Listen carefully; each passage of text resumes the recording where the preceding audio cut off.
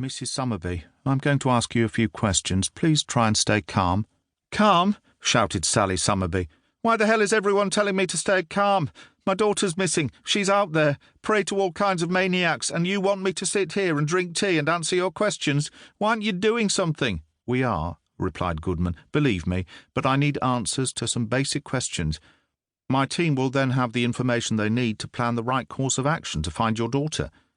The WPC spoke up. "Please, Mrs. Summerby, we will do everything possible to find your daughter, but you have to help us." Before Sally Summerby could say anything else, Goodman asked her first question. "Can I have your names?" "We've already given them to the desk sergeant," replied Sally Summerby. "I realise that, but please bear with me." Names were reluctantly given. Sally Summerby had taken to biting her nails and fidgeting in her seat. She was very agitated, as Goodman would have expected. Gareth Summerby wasn't. "And your daughter's name?" "Chloe." "How old is she?" 5. "Is she an only child?" The mother nodded. "Where do you live?" "Esholt," she replied. The rest of the information came out in bullet points. "At the bottom of Main Street. The last house on the left, near the church hall, opposite the church grounds." Goodman knew it.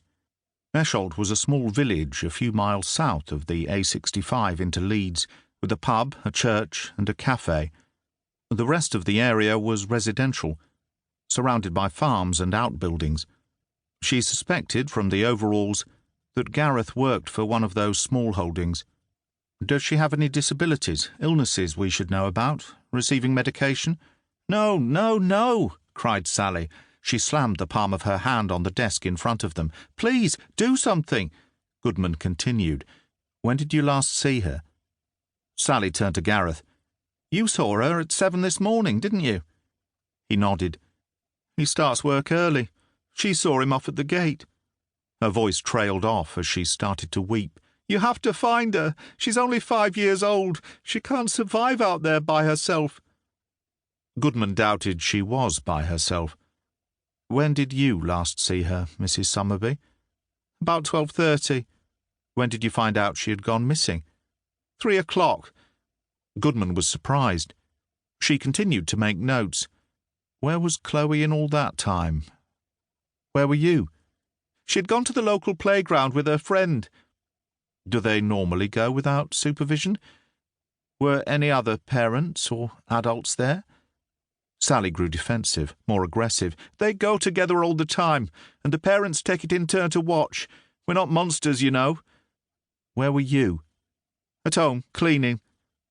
Goodman was unhappy with her answers. "What's the name of her friend?" Sally Summerby glanced at Goodman with a blank expression, one she couldn't quite read. But by now she didn't much care.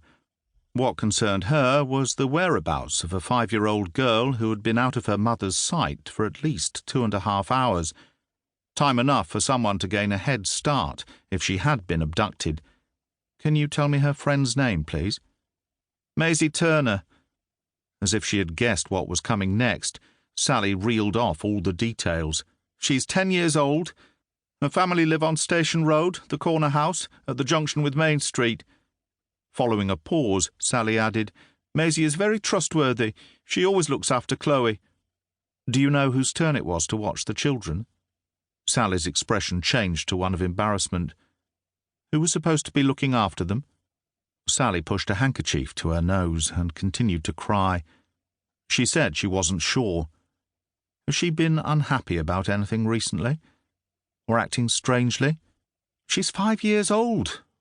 What would she be unhappy about?"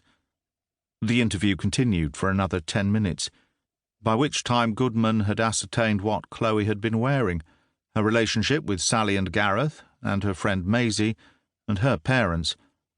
Her questioning also uncovered the fact that there were no relatives in the area, so it was unlikely she had gone to any of those, and that Chloe had never gone missing before. Goodman listed all the places the Summerbys had so far searched without success. They grew very irritated, almost abusive, when she asked if they had searched their own house. She recommended that someone stay at home all the time, in case Chloe made contact or returned. With tear-stained eyes, Sally Summerby finally added,